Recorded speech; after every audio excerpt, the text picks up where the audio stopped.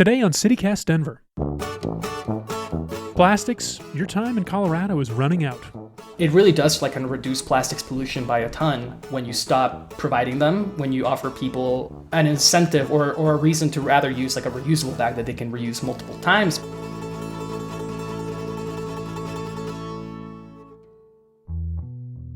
Today is Thursday, June 24th, 2021. I'm Paul Caroli, and this is CityCast Denver.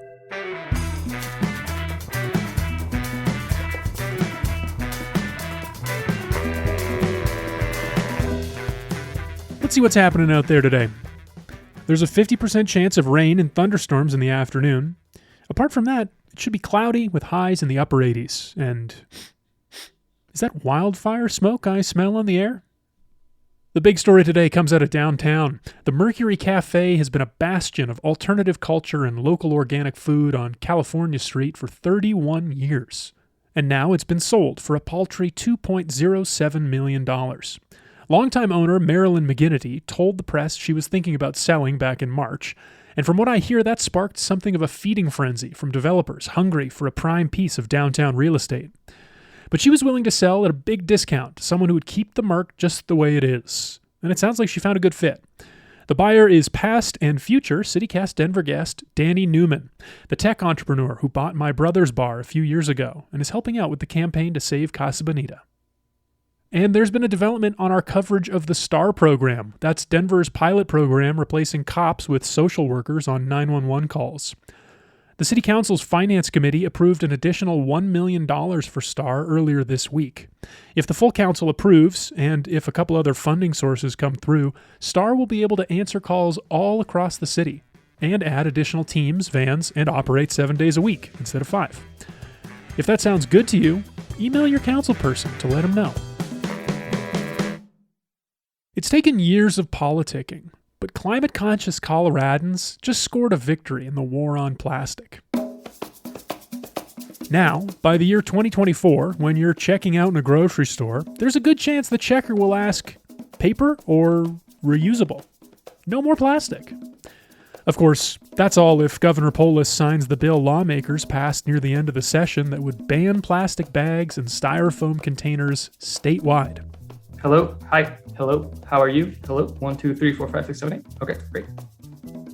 Miguel Otarola is a climate and environment reporter for CPR News. He's been following the plastics ban bill as it journeyed through the legislature, and he's going to break it down for us today. Okay, Miguel, we're going to talk about this new plastics bill in a second, but I kind of got sucked down a rabbit hole this morning reading about industrial plastic production, and I got a little bit enchanted about the awesomeness of the industry of it all. So before we get into it, can you just remind me where all this plastics opposition came from? Why do people not like plastics these days? I think the big wave of people wanting to be against using either plastic bags or plastic straws or things like that was really a bigger deal 5 years ago than it is right now. I mean, the thing is, they really haven't been around for an incredibly long period of time. People using plastic bags or plastic water bottles has only really been a thing in the last 40 years or so. And now here comes the well. Really, I mean, we're just creating more plastics that we're putting out into the earth, more pollution, more greenhouse gas emissions. Just kind of seemed like an experiment that we tried, and it's over now. Well, at least it's maybe starting to end. And then this bill that we're going to talk about is part of it. So the legislature just passed this thing. What exactly is in it? Basically, the way that one of the sponsors for the bill explained it to me, this is Representative Lisa Cutter, is a 3-in-1 deal of things that they have kind of tried to do in the past. So the first thing is this upcoming ban of single-use plastic bags. And that goes for any sort of major retailer, major grocery store chain, major restaurant too, would basically be prohibited from using single-use plastic bags or providing those for customers. One of the things that was added into this bill, during amendments in the Senate, kept small businesses, which is any business that has 3 stores or fewer, from having to follow the rule. So that's a lot of businesses. I don't know exactly how many, but that really kind of takes out a really big portion of the businesses that, the sponsors of this bill were trying to reach. The second thing is a ban of styrofoam containers that are used for takeout in some restaurants. And the third thing, which Qatar and a lot of the other sponsors found it to be honestly kind of the most significant thing, and honestly one of the most combative when it came to actually passing this bill, is the strike of the preemption ban. Now, the preemption ban is something that Colorado has had when it comes to plastic bags, which basically prohibits cities, counties, smaller governments from taking on their own plastic bag bans, their own polystyrene bans. If the state doesn't make the rule, then these cities and these counties can't make the rule. Now that the ban is struck, they can ban plastic water bottles if they wanted to. They can set greater fees than whatever the state is asking these cities to do. So basically just gives more control to the cities and the counties if they want to go even further in reducing plastics. There are already some cities in Colorado that have had these like plastic bag fees for a while, where they charge either 10 cents or 5 cents or something like that. But they just weren't able to actually outright ban the plastic bags because the state prohibited them from doing so. So we mentioned earlier that this has been kind of brewing for the last 5 years or so when the tide against plastic turned. And, I know environmentalists are really involved in this and active and trying to push for legislation. And that's part of why this story is so interesting, is because they finally did get it done. How did they actually do it this time?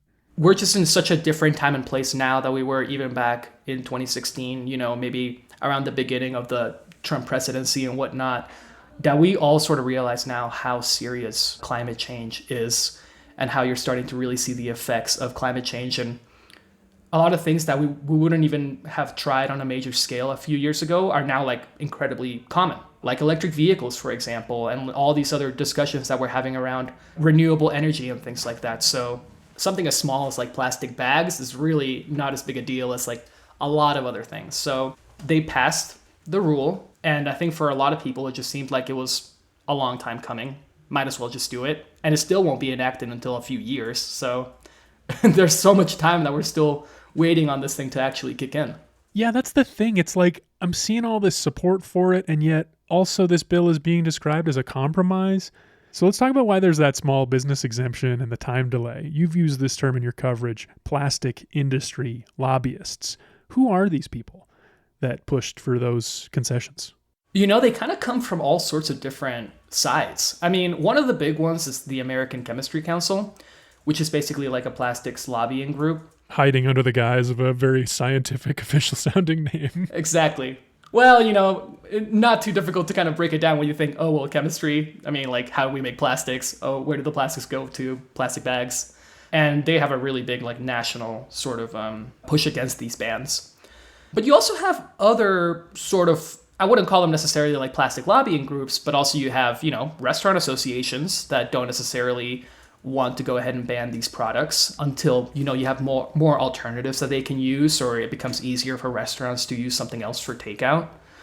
And it even goes all the way to like kind of oil and gas associations that, again, are in charge of making the plastics that end up being used in the plastic bags. So these are big groups, a lot of money, a lot of power. And again, they probably had a lot more sway and influence 5 years ago when it came to this conversation than they do now.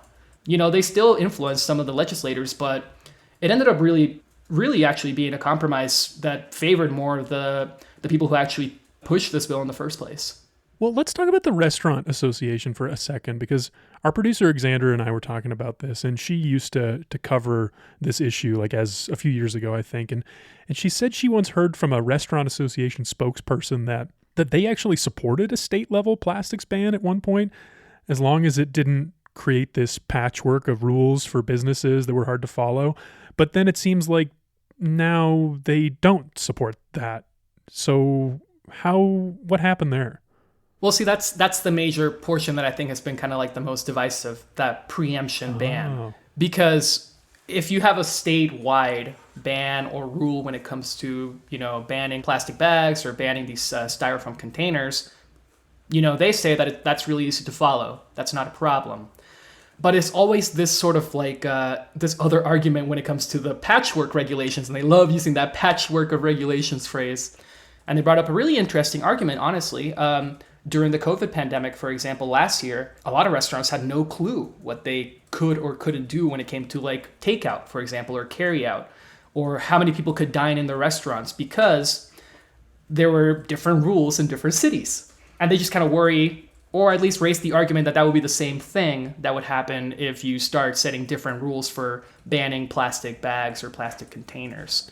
I can imagine that being like especially complicated and potentially quite expensive for especially chain restaurants that have different franchises in different localities. So like some like our Precious Good Times, like would each Good Times have to have a different type of takeout container? Like they wouldn't be able to buy in bulk? That would make things a lot harder. It does make things a lot harder. And honestly, I don't even have the answer for that. You know, like what happens to like franchises across the entire state? Right now, this would all be kind of like, you know, set across. So every city would have to follow the same thing. But once cities are able to start doing something else, that might raise that question for franchises. And, you know, the other side of this is that there's been so many different alternatives that have popped up over the last couple of years that people are using, whether it's like different forms of plastics or, things that you can recycle, things that you can compost that, yeah, a lot of smaller restaurants are using. But what about the Good Times, right? Or the bigger chains that have yet to maybe make that switch. So I think the individual restaurants themselves are less worried about something like this because there have been many other options that are becoming cheaper as time goes by. Another kind of like interesting wrinkle into this whole topic of banning plastic bags and just kind of our reliance on them and how much we use them. Yeah, I mean, they're such a fundamental part of our lives on an everyday basis, and that's hard to change. And I guess we're seeing that. It is hard to change, and it's also just kind of interesting to see exactly how much of an impact they're going to have. This is why it's like one of those things that like people aren't really that worked up about it anymore because we have had many bigger problems to deal with. And we know that the issue of climate change is such a big one that requires way bigger changes and especially like bigger changes to like the bigger players of this issue and not just kind of like our own consumer habits. It really does like kind of reduce plastics pollution by a ton when you stop providing them, when you offer people an incentive or a reason to rather use like a reusable bag that they can reuse multiple times. But there's studies that show that creating paper bags have a worse impact because of, you know, all the kind of deforestation issues we're having to like create these paper bags up front. So it's just kind of like trading one thing for the other, which one has a bigger impact in the end. I think it's really clear to say, though, that if you take out plastic bags from the equation, you take out a lot of the pollution of the land, of the rivers, of the oceans, where all these like fine microplastics sort of like are found. And, you know, that's a really huge issue and something that you can only really address if you reduce the consumption of plastic. All right. Let's talk about the next steps here. Has Polis signed this one yet? Nope. Has he said anything? We're still waiting. I asked his team like 3 or 4 times, hey, so is he going to sign this? Hey, is he going to sign this? And they tell me he will make that decision when the bill shows up on his desk. So that's where we're at right now. Sure. Sounds like he's on the signing tour. But in the past, he has shown his support for something like this, whether it's support for the final version that was passed by the assembly.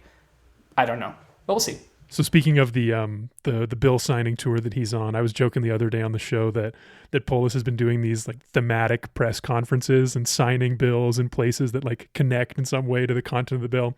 Where do you think he should sign this one? Oh man, this is a great question. I feel like he should choose the biggest Walmart possible. I don't even know. Or if he wanted to really be kind of show the alternatives instead, maybe he should just pick like a Whole Foods. Mm-hmm, yeah. Mm-hmm. I was thinking, like a grocery store on the checkout line, him just like right on the little conveyor belt thing. Oh my God. That'd be pretty fun. Yeah, he should have the bill printed out on a paper bag and just sign it that way. Well, Miguel, thanks so much for joining us on CityCast Denver. Thank you so much, guys. By the way, if you live in Denver proper, you're going to have to start paying 10 cents per plastic or paper bag a lot sooner than 2023. An ordinance that passed at the end of 2019 is finally going into effect this July. The pandemic slowed things down a bit. So get those dimes ready.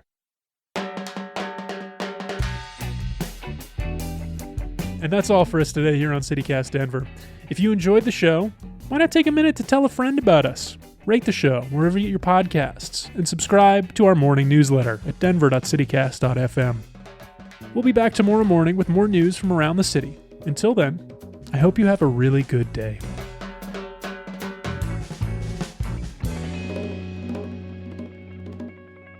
Today is Wednesday. No, it's not. Today is Thursday.